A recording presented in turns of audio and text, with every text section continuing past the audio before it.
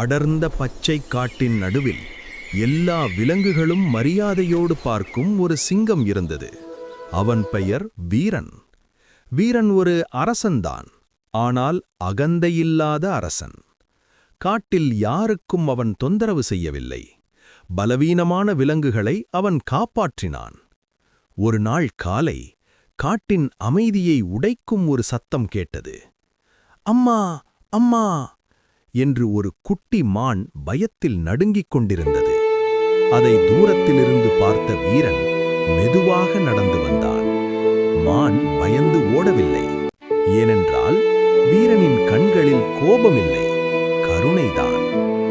பயப்படாதே என்று அவன் குரல் காட்டில் ஒலித்தது. அந்த நேரத்தில் மரங்களுக்கு இடையில் ஒரு மர்மமான நிழல் நகர்ந்தது. அது யார்?